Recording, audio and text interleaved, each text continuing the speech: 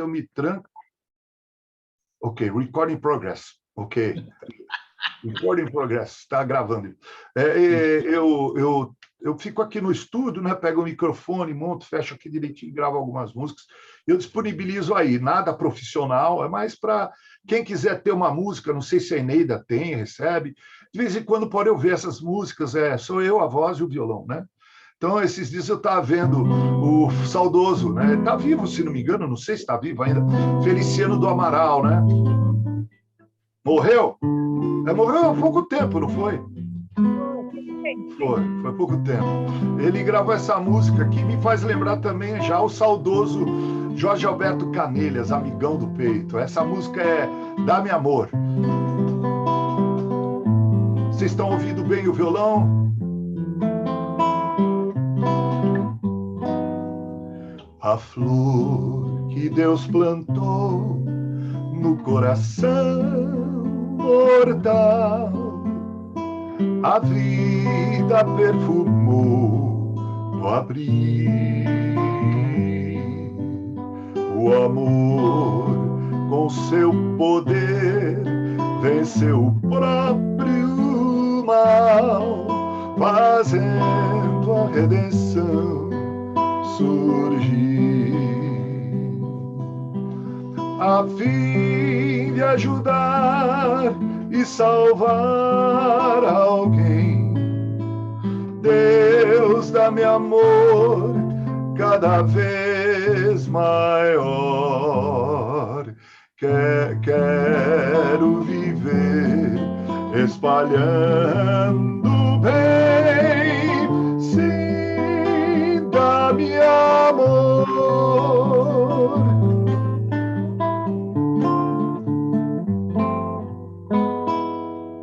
Ao ver o grande amor que meu Jesus me tem, eu sinto inspiração e fé.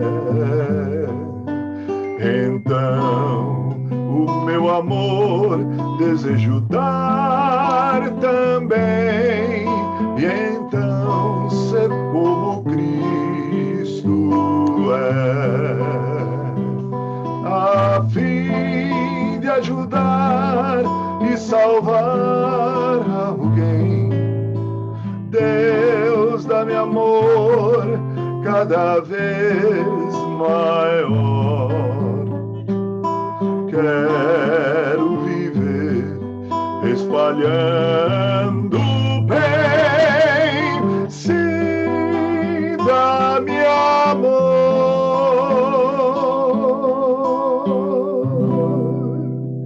Bonito isso, né? A poesia é maravilhosa, a flor que Deus plantou no coração mortal, a vida perfumou no abrir.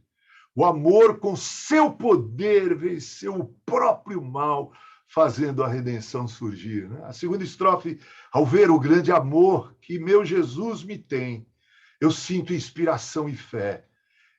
Então, o meu amor desejo dar também, e assim ser como Cristo é, a fim de ajudar a salvar alguém. Ó Deus, dá-me amor cada vez maior. Quero viver espalhando bem. Sim, dá-me amor. Quantos já conheciam essa música? Eu já conhecia. Já, né? Ah, você, Alete, conhece tudo de música. Quem nunca tinha ouvido essa música? Acabei de cantar, rapaz, essa pegadinha, ó. Nunca tinha ouvido, eu ouvi agora, não vem não. Eu ouvi agora, no presente. Viu agora? Agora, a sua pergunta foi quem nunca tinha ouvido. Eu nunca tinha ouvido. A pergunta certa é... Você falou, quem nunca ouviu? Ouviu. É verdade, é verdade. Agora, essa música aqui é uma música que eu gosto de cantar. Se eu pudesse gravar, eu a gravaria. Teria que pedir permissão para o autor, que é o Paulo César Brito, e também para o Abdias e para o Josafá, né? Senhor, vem ficar comigo. Isso aqui é um clássico. Aliás, pediram para eu cantar essa música domingo na igreja. Vamos ver se eu consigo. Senhor, vem ficar comigo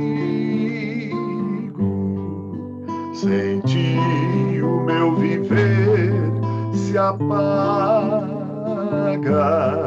pois quando tu vens és vida.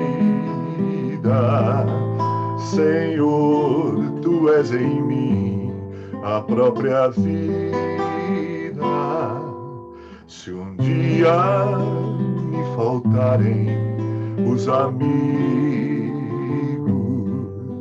se um dia em trevas transformar-se a luz, então eu saberei que estás comigo,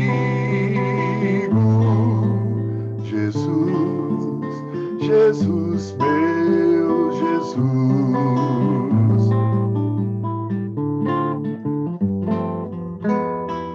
Senhor, vem ficar comigo.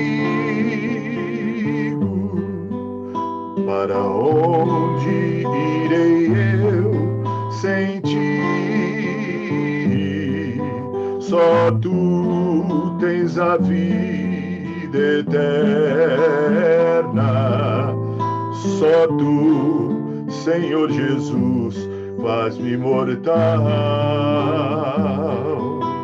Se vens, o nada em tudo se transforma. Se vens, Senhor, se vens, não há mais dor. Se vens, o paraíso em mim se forma. Jesus, Jesus, meu Jesus.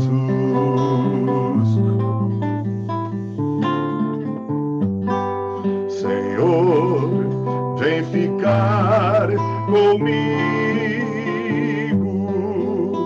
atende o anseio meu. Jesus, um só olhar já me salva. Jesus, Jesus, meu Jesus.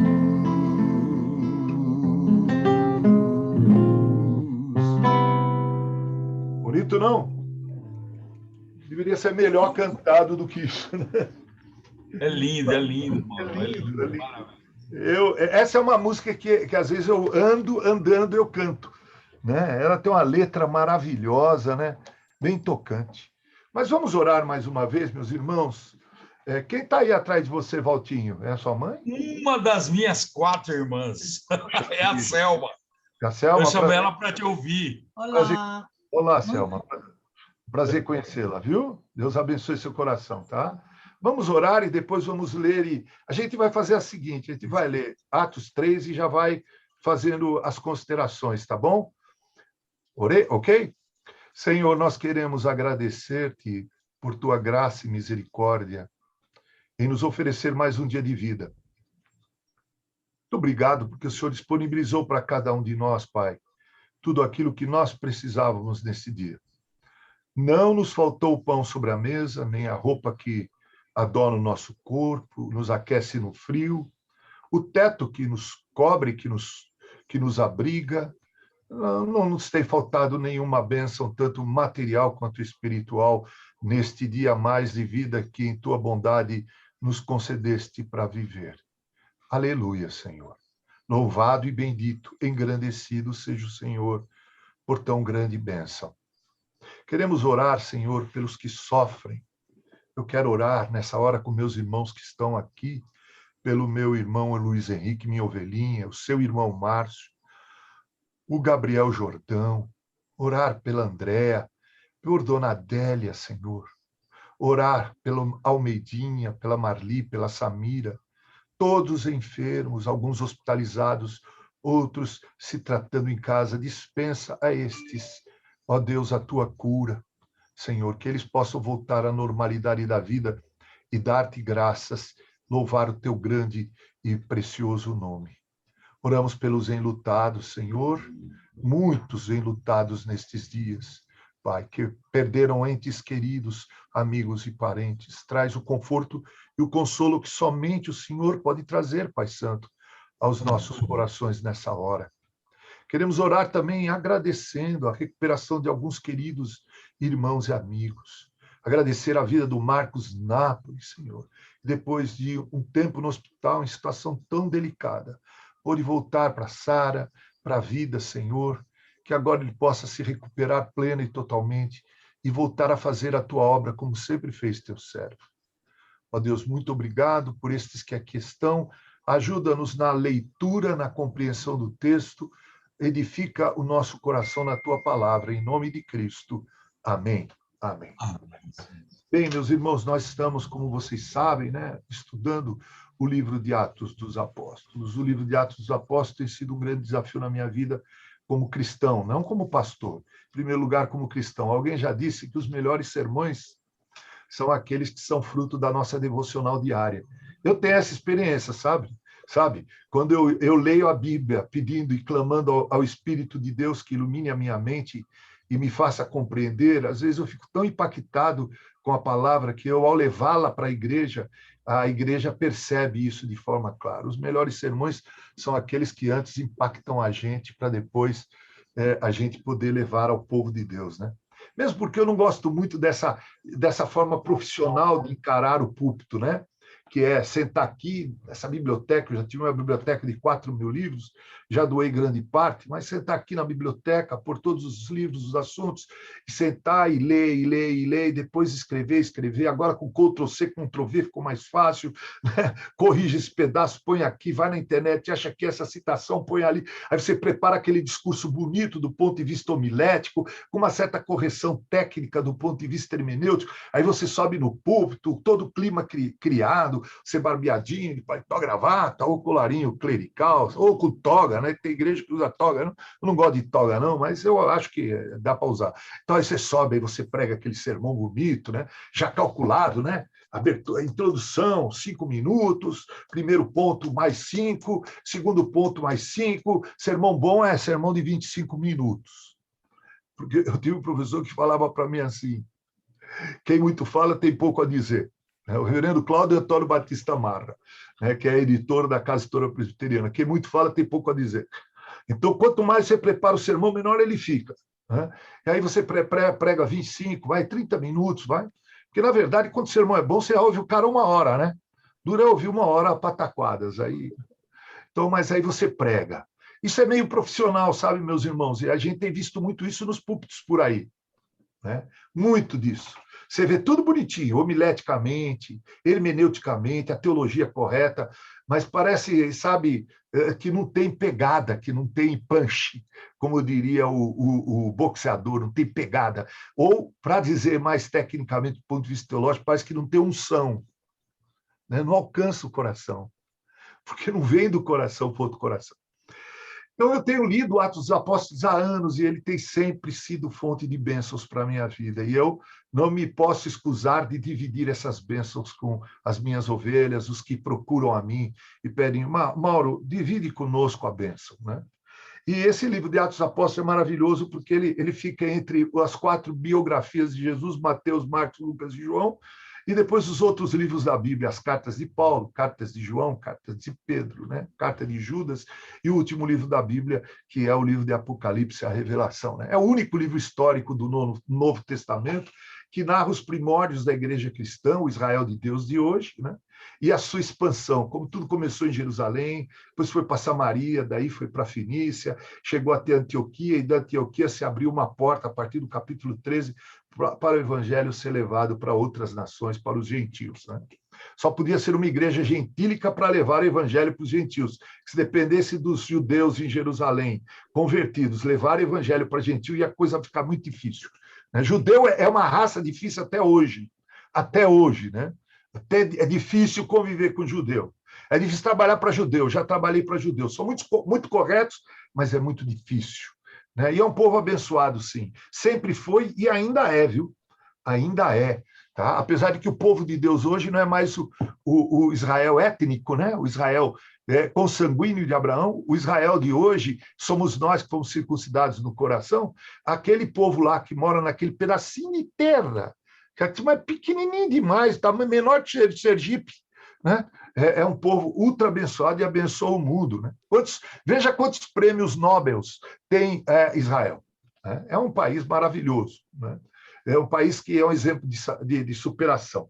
Então, o livro de Atos dos Apóstolos é esse livro histórico maravilhoso, né? Que eu divido em duas partes, né? Isso tudo é recapitulação, tá? Não é enchição de linguiça, não, é recapitulação. Recapitular é reaprender, é firmar na cabeça. Eu divido o livro, você pode dividir em 3 partes, ou até em 4, eu divido em 2 partes. Do capítulo 1 ao capítulo 12, Igreja em Jerusalém, principal personagem é o apóstolo Pedro. O apóstolo Paulo aparece no capítulo 8 e 9, depois desaparece e vai voltar no capítulo 13. Tá?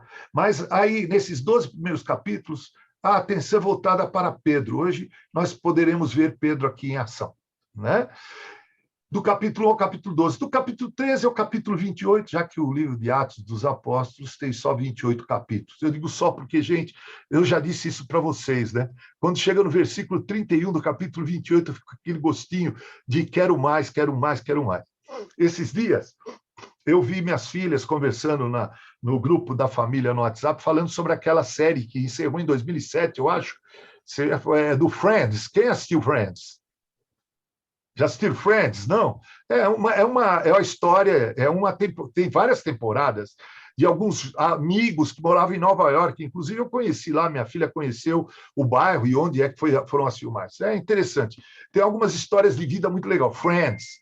E essa foi esse seriado ficou uma temporada na televisão. É muito engraçado. E acabou.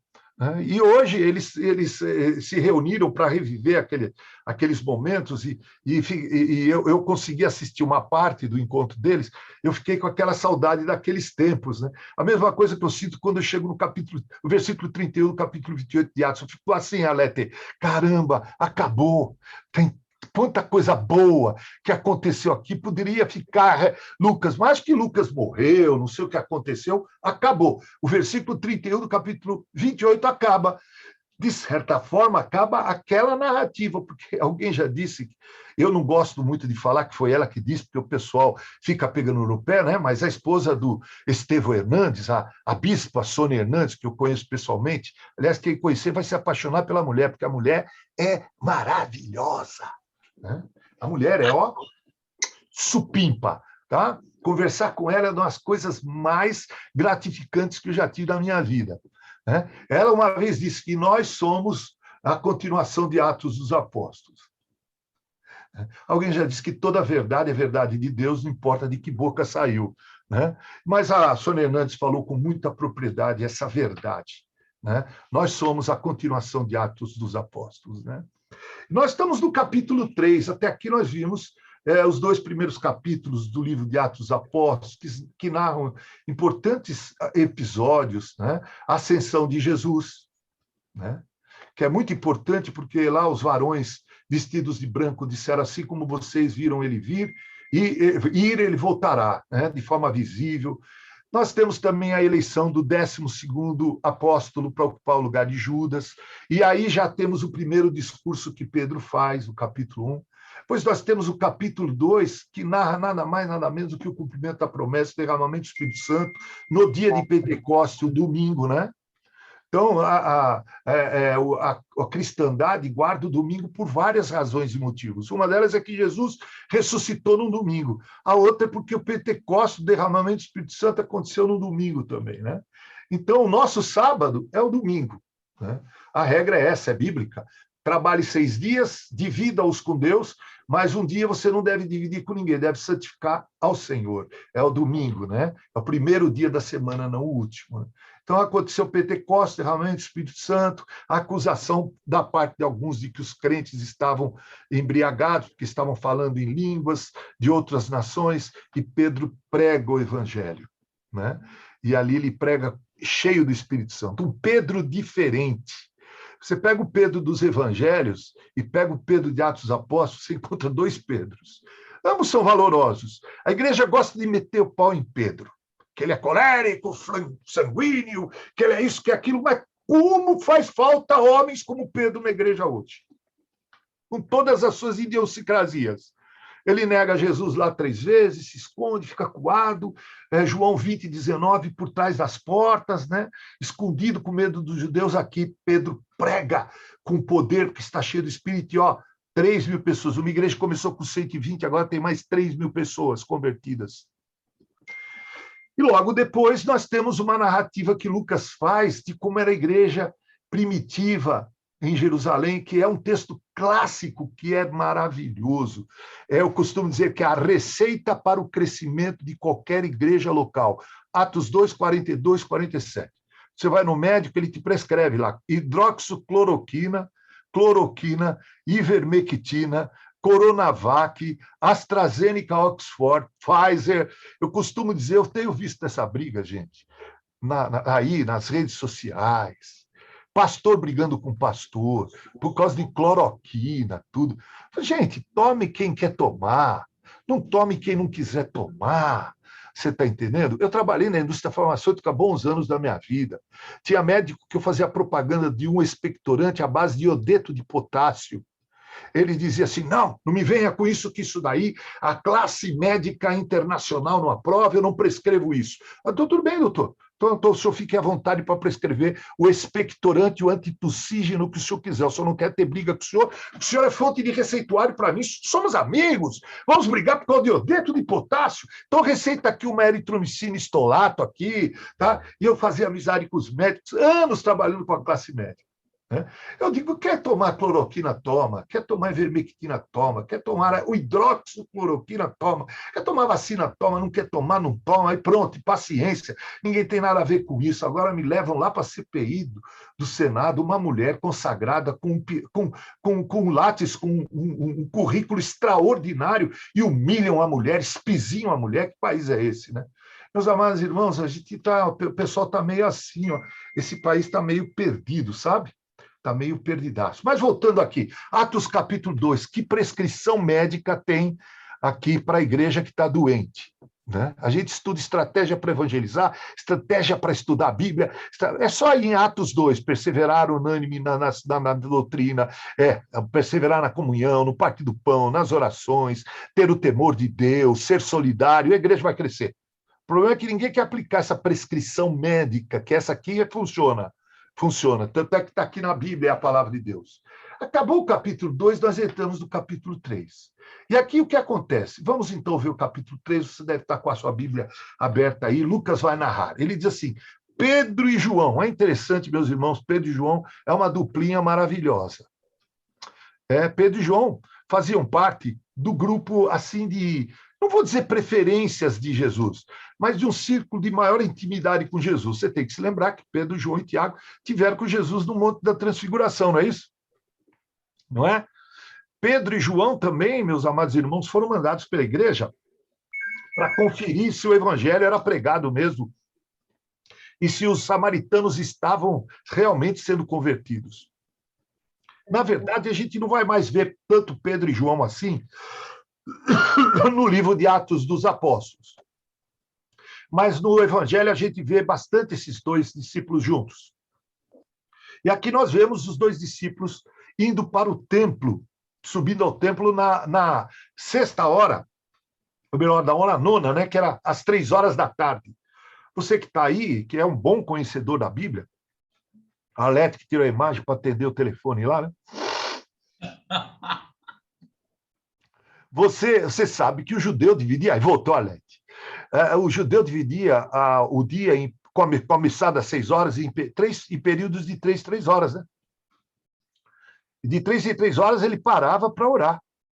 Então, 6 horas da manhã orava, 9 horas da manhã orava, meio-dia orava, e assim por diante. E aqui na hora nona eles estavam orando. Eles iam para o templo para orar. Aqui uma observação. Pedro e João, né, indo para o templo. Veja bem, presta atenção nisso, que é só uma referência histórica importante. O cristão judeu convertido em Jerusalém ainda não havia abandonado o hábito de ir ao templo. Mesmo porque você tem que considerar o seguinte, é muito importante isso. A igreja em Jerusalém, e muito depois de Jerusalém, não tinha templo.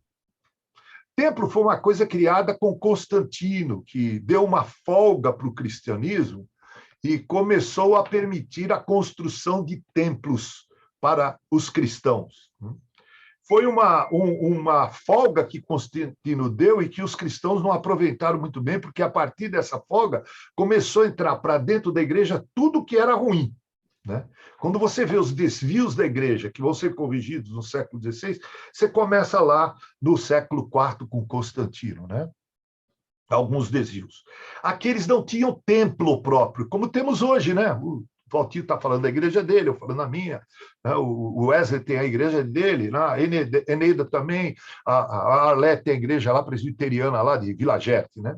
Hoje nós temos templos, né? Que foi uma conquista no Brasil depois da Primeira República, se vocês se lembram bem, né? Porque os católicos, que era a religião oficial no Brasil, não permitiam que nós tivéssemos templo, né?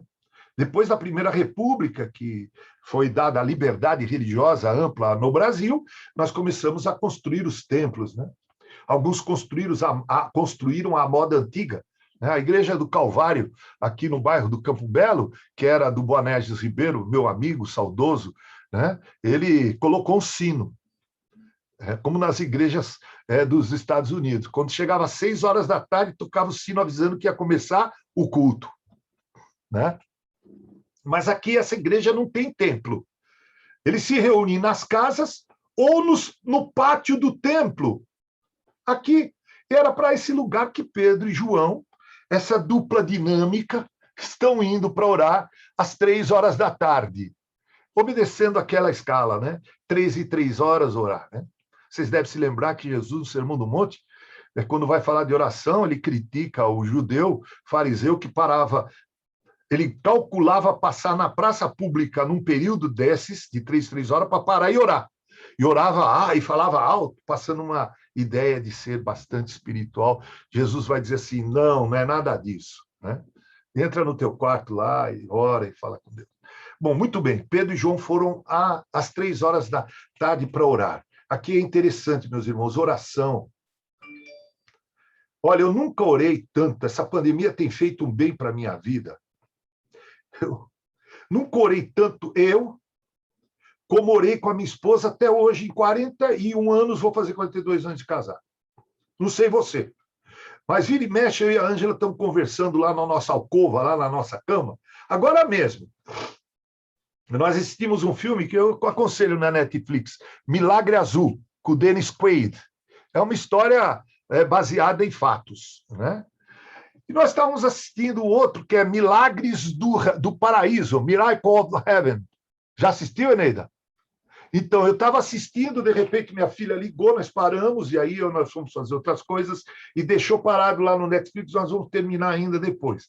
Mas a gente estava lá na cama assistindo a televisão, e a gente começou a lembrar da minha internação, do filho do primo dela, e aí de uma amiguinha nossa, de criança, de adolescência, na igreja congregacional, que está numa situação muito ruim lá no Nordeste.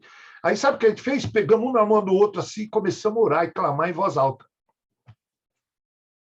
Valtinho, isso nunca... A gente ora juntos, eu e minha esposa, e na cama às vezes, mas dessa forma nunca. Essa igreja aqui tinha uma característica, você vai ver, em Atos dos Apóstolos, é uma igreja que orava. Eu acho que hoje a igreja canta muito e ora pouco, viu? A igreja faz muito... Eu vou falar do meu arraial. Eu sei que o reverendo Josafá nunca me falou, mas ele não deve gostar de algumas coisas que eu falo aqui, não? Mas eu amo, né? E vou falar na ausência dele, e depois vocês podem falar para ele que eu falei, não tem problema. Eu acho que ele não gosta muito quando eu meto o pau na igreja presbiteriana no Brasil, que nós somos muito zelosos com o aspecto doutrinário. Gente, deixa eu contar para vocês como nós brigamos por causa de doutrina, mas eu não vejo na igreja presbiteriana brigar lá no centro Andy Jumper para fazer reunião de oração. Para orar.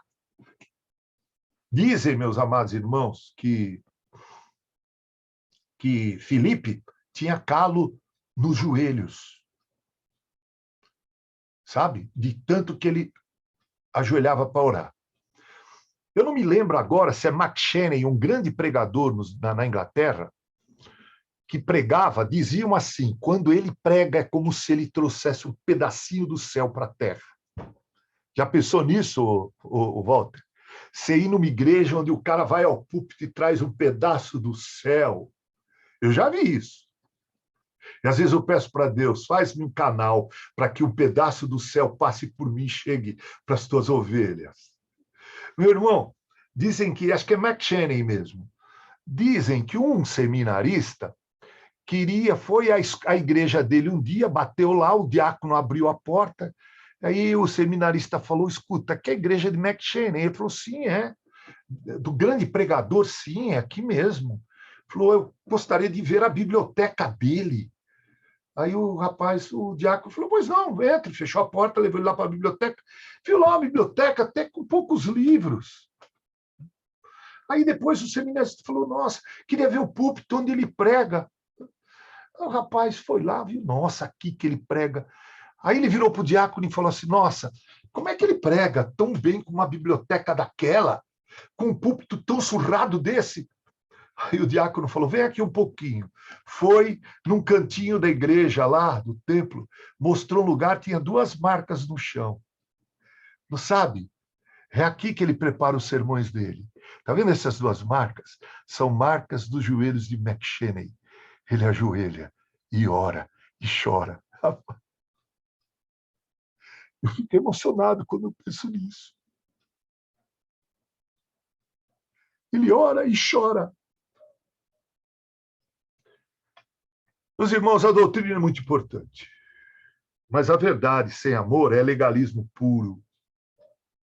Tenho ensinado isso para os pastores mais jovens da minha denominação, que gostam de sair na sexta-feira do seminário formados como bacharéis em teologia e na segunda-feira já querem ingressar no Andrew Jumper para ter um título de mestre. Eu briguei na minha denominação para acabar com isso. Faz o seguinte, o cara para entrar para fazer um curso de mestrado tem que ter pelo menos 3 anos de pastorado ali, ó. Essa igreja aqui, Pedro e João vão para orar. Se você ver, Atos 2 era uma igreja de oração.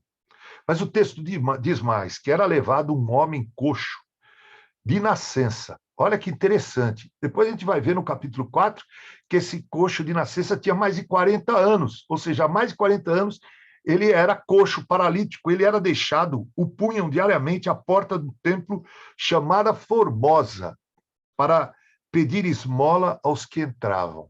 Isso me parece um pouco a Aparecida do Norte. Quantos aqui já foram na Aparecida do Norte? Eu já fui. Né? Tem vários mendigos, vários paralíticos lá pedindo esmola, pelo menos nas épocas que eu fui. Né? Me parece que faziam a mesma coisa com esse paralítico.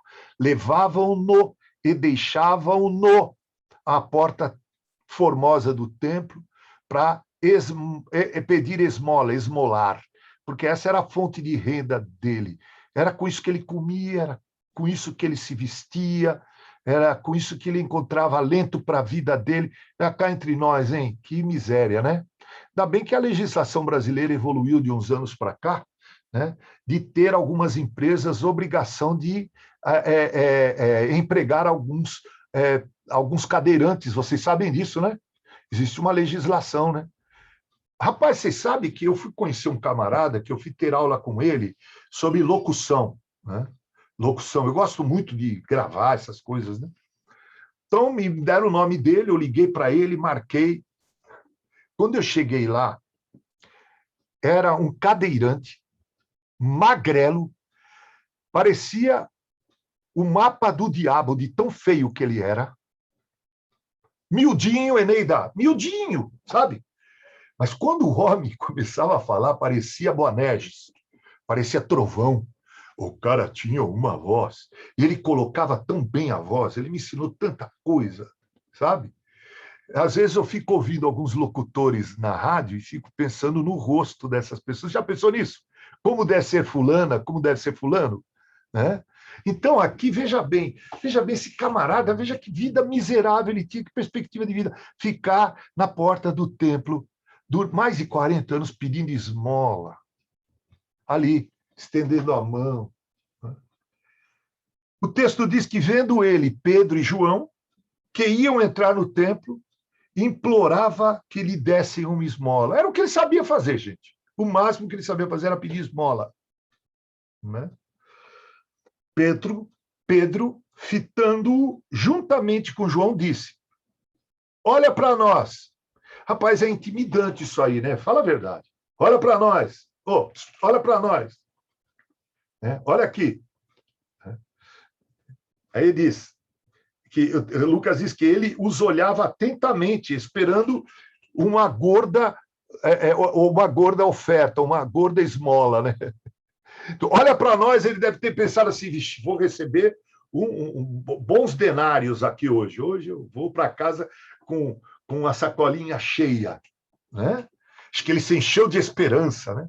Olha para nós. Ele olhou, opa, é agora, né? Ele não podia nem imaginar o que ele ia receber, gente.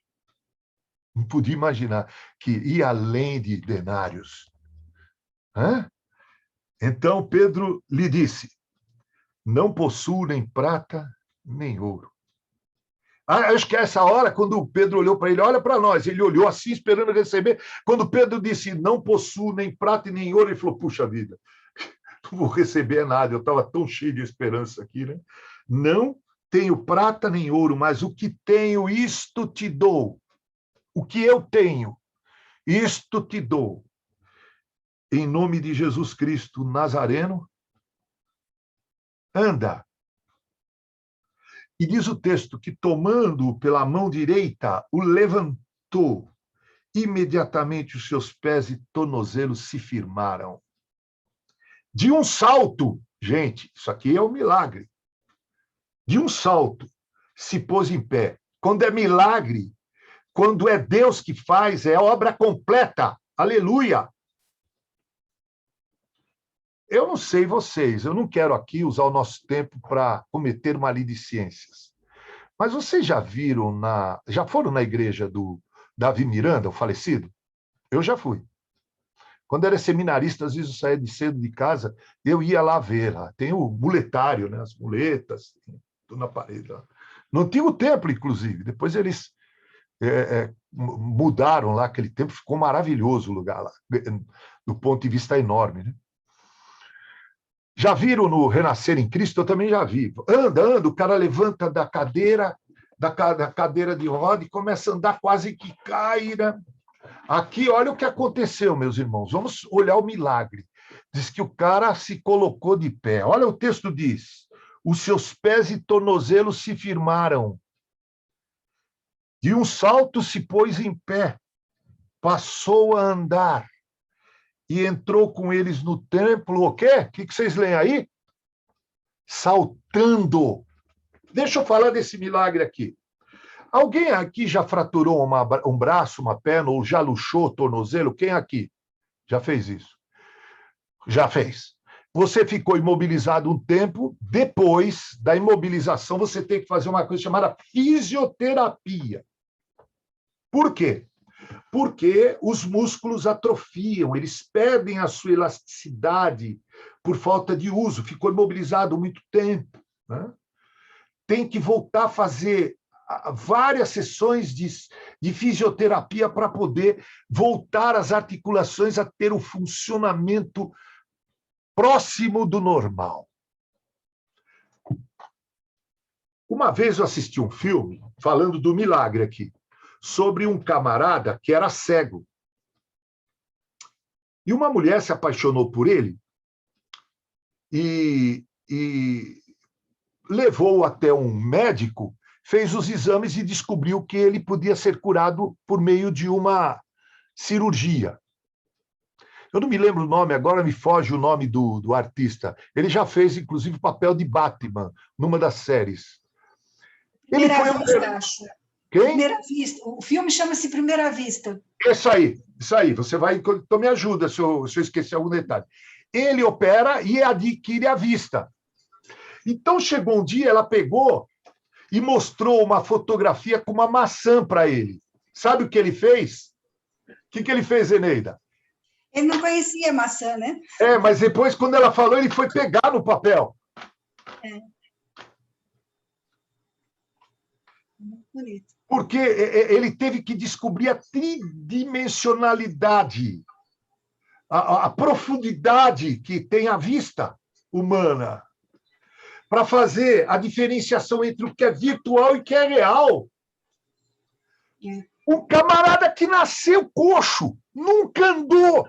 De repente, gente, se você é cristão e crê nisso, você tem que crer certo. Pregar certo e falar certo do que é milagre. Esse camarada, as articulações dele, era como se tivesse passado por uma sessão de 50 fisioterapias. O cérebro dele comandou todo o ficar em pé, o saltar e entrar no templo andando. Eu tive um amigo meu, que ele era segurança no supermercado, Wesley.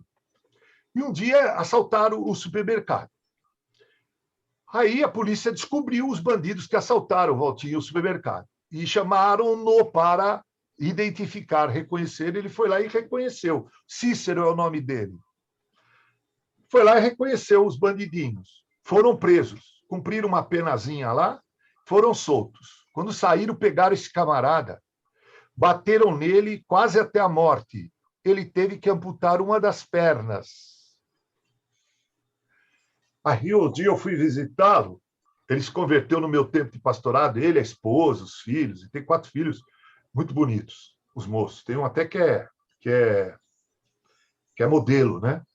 O Fabrício, que ia tomar banho de piscina na piscina dos meus filhinhos lá na igreja, lá, na casa pastoral.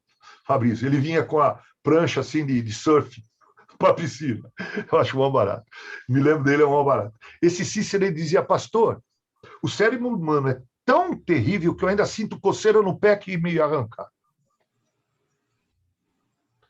Agora, imagine esse paralítico, ele nunca andou, gente. Ele saltou, ficou em pé.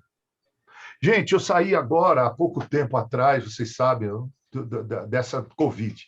Eu não conseguia nem ficar de pé, meus filhos me ajudavam a ficar de pé. Imagina um homem, 1,90 m, 130 quilos, né? Apesar de que eu emagreci, né? Hoje já estou normal, graças a Deus. Tá? Louvado seja Deus, ó Senhor, que o tempo que o Senhor me der a mais de vida seja para a tua honra e glória. Não quero viver para outra coisa, meus irmãos, só para isso. Esse é o sentido para a vida da gente, viver para a glória de Deus. Mas, meus irmãos, eu tinha que andar, certo? Eu tinha que tomar cuidado. E eu andei até os 66 anos da minha vida. Eu fiquei internado 21 dias. Tem gente que ficou internado, tem que reaprender a andar, alguns têm que reaprender a falar. Esse camarada era Faltê, quando você for falar de milagre, é assim, o milagre de Deus é completo. Deus não faz nada pela metade, não. Quando Jesus disse para os 10 leprosos, vai lá e apresentam-se ao sacerdote para ele atestar a cura de vocês, eles foram sendo curados do caminho, só um voltou para agradecer. Mas quando chegou lá, com certeza o cara olhou a pele normal. Os pãezinhos e os peixinhos foram um milagre completo. Sobraram 12 cestos. Quando Deus faz milagre, quando Jesus faz milagre, é completo, é perfeito. Não tem essa de ir caminhando, não. É levantar e saltar e andar. Um dos milagres que Jesus mais fez para exemplificar o que é a conversão foi a cura de cegos. O cara, quando abriu o olho para ver, ele via, ele entendia, a mente dele decodificava, entendia a profundidade, a tridimensionalidade. Então, o que aconteceu aqui? Esse cara entrou louvando a Deus ao lado de Pedro e João. Viu todo o povo andar, versículo 9, e a louvar a Deus. Veja que esse camarada não estava prestando culto a Pedro e João. Eu entendo que, humanamente falando, ele devia estar com o coração mais do que grato, porque para alguém que esperava moedas, ele encontrou a cura para sua doença terrível, que ele submeteu a mais de 40 anos de humilhação. Você sabe o que é pedir esmola? Eu não sei. Mas é horrível. É humilhante.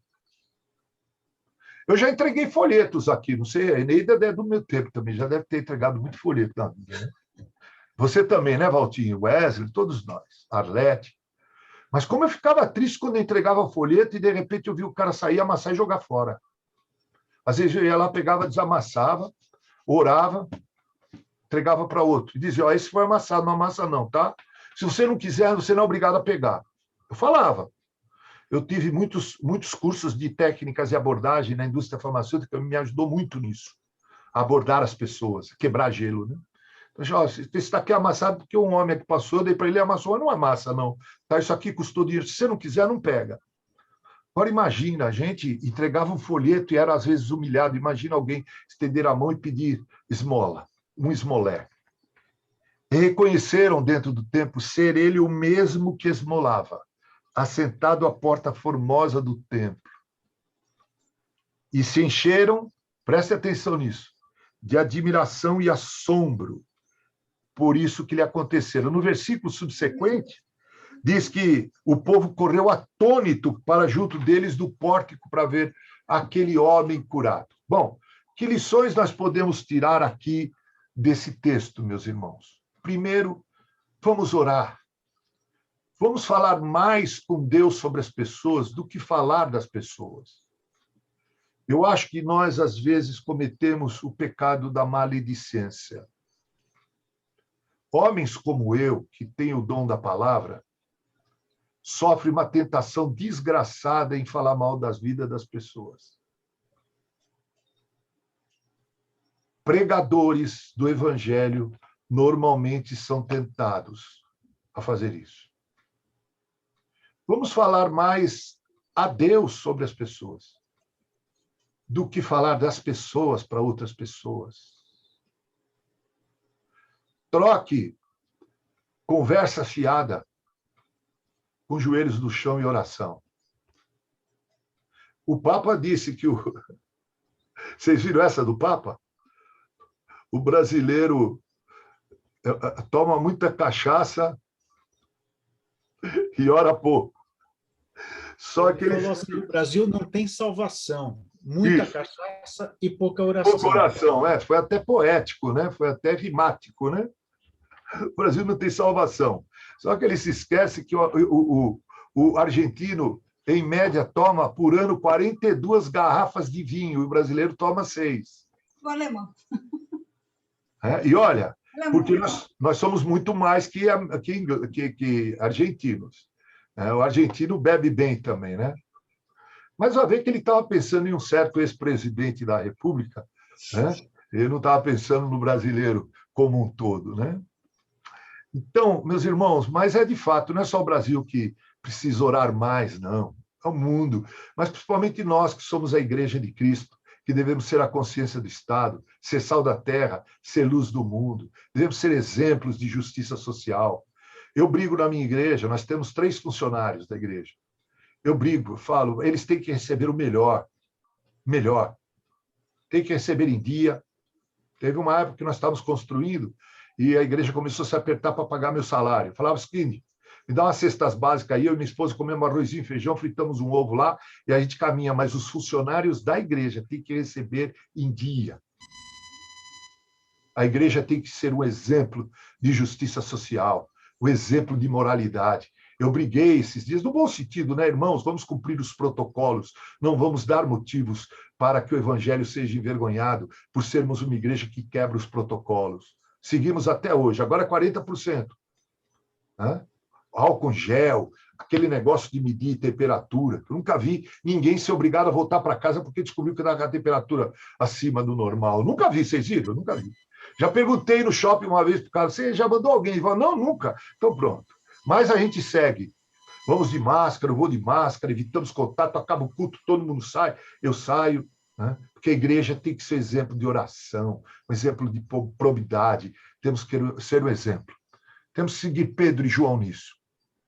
Uma outra lição, irmãos, nós temos a mordomia de termos os templos nossos. Nossas casas de oração. Que bênção, Eneida. Eu tenho a minha casa, que é casa pastoral, não é minha, né? É casa da igreja. Mas é o lar onde eu habito e moro com a minha esposa. Mas eu deixo esse meu lar Está a minha casa para ir para a casa de Deus. É a igreja construída, né? Que bênção nós temos isso. Vamos usufruir dessa liberdade no Brasil que nós temos, com responsabilidade. Privilégios com responsabilidade. Outra lição, meus amados irmãos.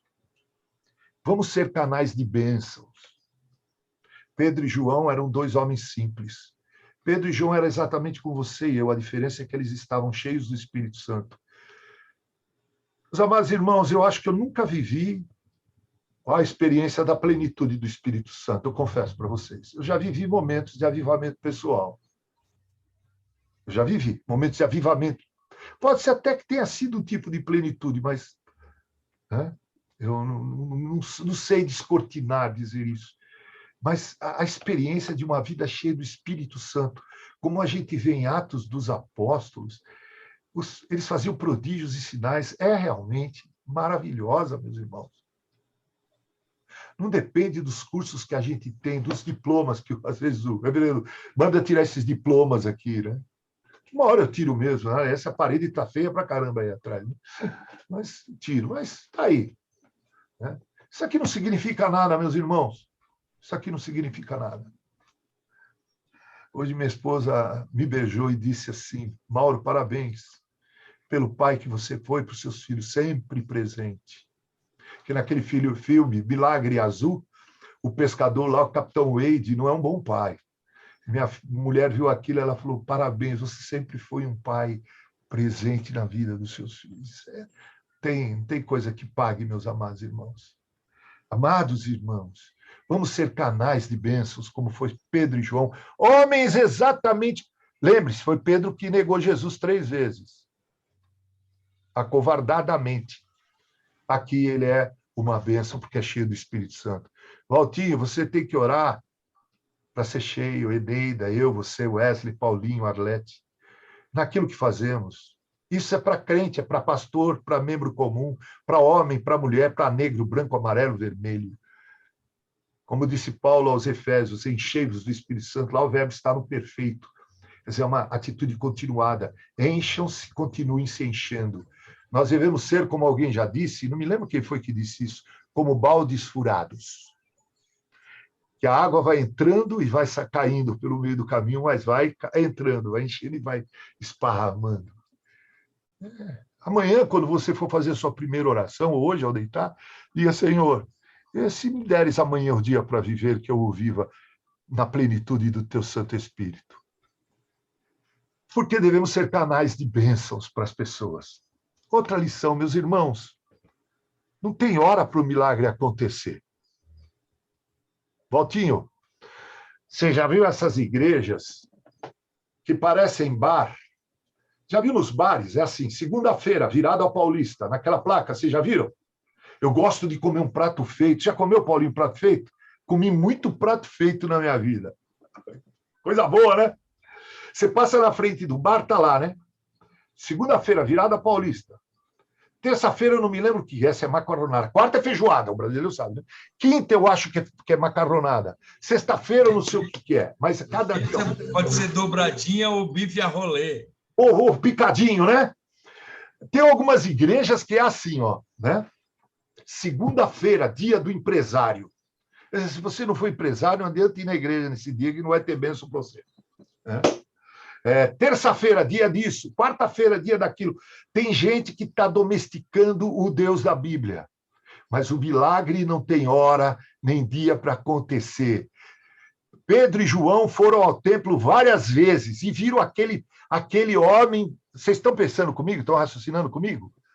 Quantas vezes Pedro e João viram aquele paralítico? Mas dessa vez foi diferente. Então, eu quero dizer para vocês uma experiência que eu tive para encerrar. Há muita coisa para ser considerada aqui, por exemplo, de quem foi a fé que curou o paralítico? Foi a fé de Pedro e João? Ou quando eles disseram, olha para mim, quando Pedro disse, olha para nós, ele olhou e disse, em nome de Jesus o Nazareno, fique em pé e anda. Deus infundiu fé no coração daquele homem, por causa dessa fé. Eu acredito, meus amados irmãos, que há muitas pessoas que foram curadas sem nem saberem que foi Jesus que os curou. Vocês querem ver um caso? O filho daquele oficial lá de Herodes, que foi curado a mais de 30 quilômetros de distância. Hã? Porventura, aquele homem que foi içado pela maca do eirado até onde Jesus estava no centro da casa, içado pelos 4 amigos, ele tinha fé? Pelo menos a gente vai dizer, quem tinha fé eram os 4. Fé eram homens fortes, porque levantar um paralítico na maca, fazer um buraco no telhado, foi até uma cena meio engraçada. Imagina Jesus falando no centro da casa e caindo um pedaço de coisa nele. E, de repente, uma maca descendo com um paralítico. Hã? Eu tenho muita dificuldade em crer nessa teoria da prosperidade que diz, se você não tiver fé, você não vai ser curado. Eu aqui não há indícios de que esse homem tinha fé. Mas isso fica para um outro assunto, para estudar um pouco mais sobre milagres, sobre fé, essas coisas. O que eu queria me concentrar é isso. A fé, o milagre não tem hora nem dia marcado para acontecer. Isso não é verdade. Eu vou contar uma experiência que eu tive. Alguns anos atrás, com ela eu encerro aqui essas considerações. Eu era pastor na igreja presbiteriana de Poá. Eu estava chegando em casa, não sei de que compromisso, minha esposa disse, Mauro, vá rápido à Santa Casa de Suzano, porque o diácono Edmar está lá com a esposa dele, a Janete, porque o Vitor, filho deles, está com suspeita de ter apendicite. Eu peguei, tirei o carro da garagem, fui, era de Poá para Suzano, é a próxima cidade, né? Fui lá para Suzano. Né? Cheguei lá, fui na Santa Casa, no PA, no pronto atendimento. Wesley, é assim de gente. Gente, lotado de gente. E eu lá, com a Bíblia na mão, dá licença, e fui. Vi os dois lá, o Edmar e a Janete. Falei, e aí, Edmar, cadê o Vitor? O Vitor está aqui. Dores aqui, subabdominais, né? Falei, aí, Vitor, vem cá, dá um abraço. Ele era um menininho, que agora é um moço, não dá mais para fazer isso. Eu pegava, falava, quer voar? Ele falava, quero. Eu jogava ele no alto e pegava. Falei, não vou nem brincar com ele de voar aqui, porque senão o moleque morre. Falei, como é que você está? Estou com dor aqui, pastor, com dor aqui. Aí eu peguei e falei, vocês já falaram com o médico? Falamos, mas está demorando muito. Pastor, ele está meio aflito, não sabe se é uma enterocolite, uma infecção intestinal, se é apendicite, o diagnóstico de apendicite é terrível. Hoje mesmo eu me lembrei de um menino que eu sepultei na Vila Buenos Aires, o Joel, né? Morreu com 16 anos, foi para o Hospital Presidente, ali na Zona Norte, o médico, enterocolite, voltou para casa. Quando o pastor da igreja, Altamiro, levou de novo, no outro dia, ele já estava com uma apendicite suporada e foi a óbito. Menino cheio de vida, lindinho. Eu até chorei hoje quando eu lembrei dele. Então, eu cheguei lá, falei, deixa eu falar com o médico. Eu tenho experiência com essa turma, né? Aí eu fui lá rompendo a multidão e entrei, o médico cheio de gente em volta, Santa Casa, pronto atendimento. Eu esperei uma brechinha, falei, oi, doutor, tudo bem com o senhor, doutor? Ele olhou para mim assim, pois não. Falei, doutor, é o seguinte, eu estou aqui com uma família, que é da minha igreja, eu sou pastor deles, meu nome é Mauro, peguei meu cartãozinho, dei para ele, né? E eles estão meio aflitos, doutor, não quero apressá-lo, estou vendo aqui, a sua situação é terrível, hein? Como se faz medicina assim no país, né? Mas eles estão aflitos porque eles não sabem se o filho tem ou não apendicite. Não dá para o senhor apressar o diagnóstico, tudo. Falou, quem é a criança? Cadê a ficha do menino? Eu vou atender ele. Tá bom, doutor, eu vou ficar aqui esperando, que só vou embora quando isso solucionar, tá bom, doutor?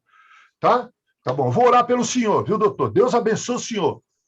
Ele era um japonês, assim, ficou olhando assim meio para mim. Não estou nem aí. Aí, de repente, eu estava lá no pronto atendimento, quem eu vejo? Um moço bonito, de bermudão, camiseta, cheio de mato e sujeira e terra, numa maca conduzido por algumas pessoas, botaram ele no chão. Gente, ouve bem o que eu vou falar para vocês, o que aconteceu. Eu olhei para aquele moço, Eneida, eu amei tanto aquele moço. Meu coração se encheu de tanto amor por aquele moço, um negócio inexplicável, que eu fui levado, impulsionado a me abaixar e perguntar para ele, oi, filho, o que houve com você, querido? Ele olhou para mim assim, mexeu a cabeça, olhou para mim assim. Eu estava brincando de luta, de dar salto mortal e eu dei um pulo e bati a cabeça e eu não estou sentindo nada do pescoço até o pé, não estou sentindo nada. E eu vi que do lado da maca dele assim, tinha umas pessoas meio que chorosas, meio tristes. A que conclusão você que está me ouvindo iria chegar? Que eu cheguei também, o cara fraturou a cervical. O moço cheio de vida, gente. Aí eu peguei e falei, filho, posso orar por você? Ele falou, claro que pode. Eu pus a mão em cima dele e disse, Senhor, é tão jovem, Senhor. Senhor, cura esse moço, que ele volte andando para sua casa. Senhor, nós não somos merecedores de nada, nós somos merecedores das penas eternas. Somos pecadores, esse jovem é. Mas eu te peço em nome do teu filho. Fiz uma oração, não me lembro mais ou menos desses termos, tá? Oh, Senhor, mas tão cheio de amor por ele. Aí eu disse assim, olha, Deus abençoe você. Nisso, chegaram algumas pessoas e levaram-no para fazer exames. Moral da história, o Vitor não estava com apendicite, era mesmo inflamação intestinal, foi para casa, eu fui para minha casa. Passado alguns meses, o coral da minha igreja se juntou com o coral da Igreja Presbiteriana Unida de Suzano para fazer uma cantata de Natal e fazer várias apresentações, e eu acompanhei algumas dessas apresentações e fui numa das apresentações no teatro em Suzano. Era um sábado à tarde, fomos lá, estacionamos o carro, entramos e nos sentamos, eu e minha esposa lá na audiência, né? Meus filhos cantavam no coral, tudo, né? Cantaram, houve aplausos, o teatro lotado, né? E no fim alguém que foi lá me procurou e falou, pastor, os regentes gostariam que o senhor fosse ao palco para trazer uma palavra e fazer uma oração de encerramento. Falei, não, com muito prazer. E o pastor da Unida está aí? Não, não está. Então eu vou lá, porque senão íamos os dois, né? Aí fui lá, né, Wesley? Cheguei lá na frente, fui no palco, falei, gente, pode ficar tranquilo, não vou cantar, não. O pessoal já cantou. E foi bom, né? Vamos bater palma de novo? Ah, parabéns. Essas palmas aqui não é para vocês ficarem cheios. Ó, como nós cantamos. As palmas, nós estamos dizendo com elas o seguinte, parabéns, vocês se esforçaram, se dedicaram e abençoaram a nossa vida. Por isso, nós estamos prestando culto e no louvor a vocês. Nós estamos dizendo muito obrigado. Brinquei aí, falei, agora vamos orar, desejei Feliz Natal para todo mundo. Orei. Quando eu virei para sair para o palco, para o lado assim, alguém veio, me segurou na mão e falou, pastor, o senhor podia ir no camarim com a gente? Falei, caramba, o que será que aconteceu? O que eu falei aqui? Vamos lá, então. Fui lá. É que tem uma família que quer falar com o senhor lá.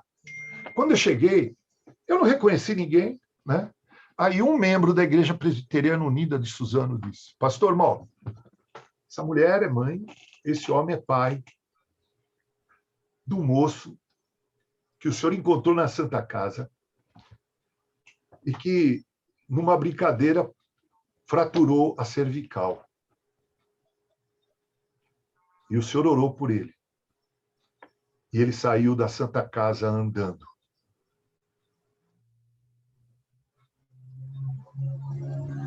Eu tenho outras experiências, mas muito poucas experiências. Eu acho que o Josafá deve ter muito mais que eu, o Valtinho deve ter umas bateladas.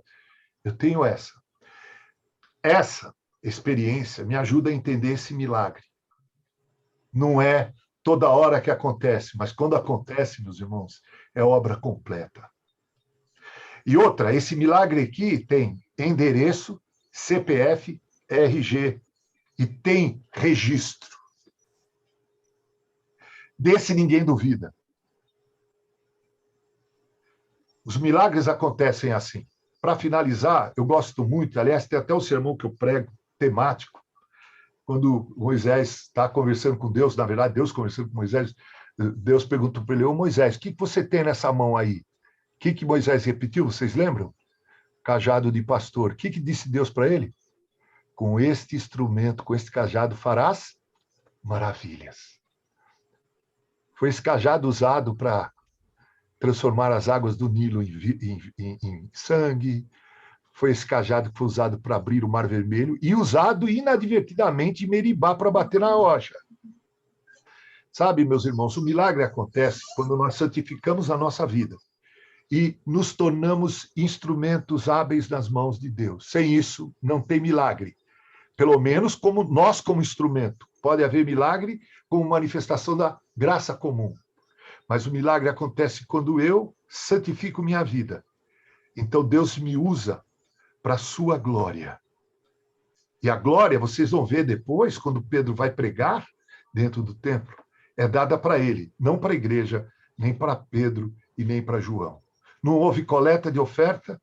O único que recebeu um grande bem daquele dia foi, nesse episódio aqui, aquele aleijado, aquele coxo. Que Deus, assim, se digne nos abençoar. Eneida, muito obrigado. Arlete, obrigado. Paulinho, obrigado. Obrigado, Wesley. Obrigado, Valtinho.